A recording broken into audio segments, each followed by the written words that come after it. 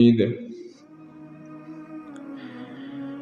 فقهاو لیکلی دي يعرف البلوغ في الغلام بالاحتلام وانزال المني واحبال المرأة. د الک د بلوغت نخی لیکلی دي کله چې الک ته احتلام وشي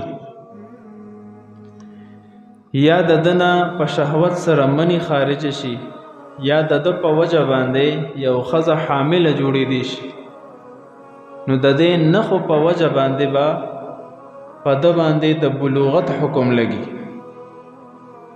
نو چې کله به د درې وانو نخو کې هر یو علامت موجود شو نو د شریعت په نظر کې به دا بالغ حسابيږي او د شریعت احکامات په پته باندې لاگو کیږي. اوس کو یو الګ داسې دی چې په دې درې علامتونو کې یو علامت موجود نه دی نو بیا فقها فرمایي چې کله دا د 15 کالو شو نو د باندې به د بلوغت حکم لګي. کو د کې دا علامت موجود وي او کو نه خو چې د 15 کالو شو بس د باندې به د بلوغت حکم لګي. د شریعت احکامات به د باندې فرض شو. جنې کې هم داسې علامات ښودلي دي چې کله جنې ته حیض راشي ماهواري یا احتلام ورته وشي خوب کې یا حمل ټهراویدي شي او یا د بیدارۍ په حالت کې د دینه منی خارج شي نو دا سلور قسمه علامات داسې دي کو بده کې هر یو موجود شو په جنې باندې به د بلوغت حکم لګي. دا به بالغي د شریعت احکامات په بده باندې فرض شي.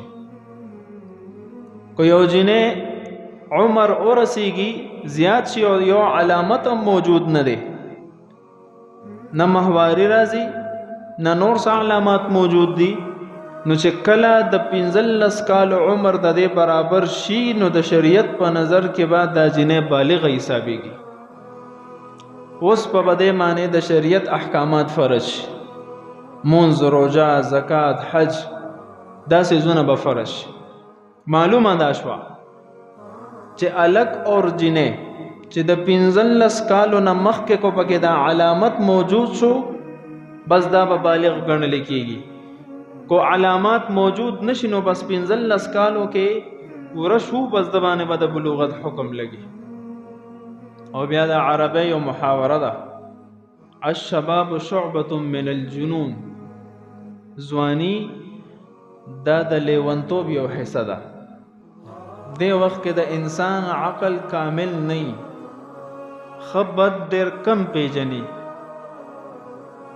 نو د والدینو په ذمہ دارانو کې یو ذمہواری اهم بلم زیات شي چې زوی وی او نوجوان شو او زوی دون صلاحیت لري چې د خزه مہر ادا کول شي د خزه ازدواجی زندگی قائم ساتل شي نو زر تر ضربه دلا صحیح النسب با کردار با اخلاق او دیندار زنانه وګوري او د باور سره نکاح وکړي. کولور دی وی بالغ شوا او خزو ته اندازه کیږي چې دا د واده لایق شوا نو په مور او بلار باندې لازم دي چې زر تر زرا د دې د شان موافق خاون صحیح النسب دیندار انسان ورله وګوري او در دې نکاح وکړي.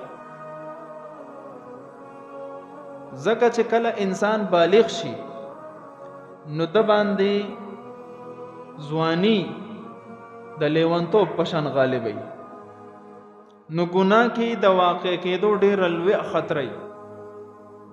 نو په دې حالاتو کې کوشر تدی ته صحیح مرکز او د ضرورت پوره کولو ځای ملو نشي نو ظاهره خبره ده نن به بچي سبا به بچي یو ورځ به په ګناه کې اخته شي.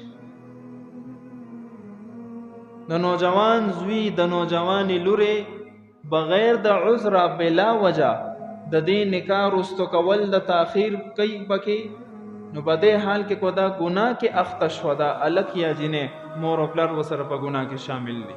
حدیث مبارک کې راځي نبی کریم صلی الله علیه وسلم او فرمایل چې کله تاسو جینې ګورئ یو څو آداب یې ښودلي دي. تنکح المرأة لاربعین، ښځې سره د څلورو وجو په وجه نکاح کیږي.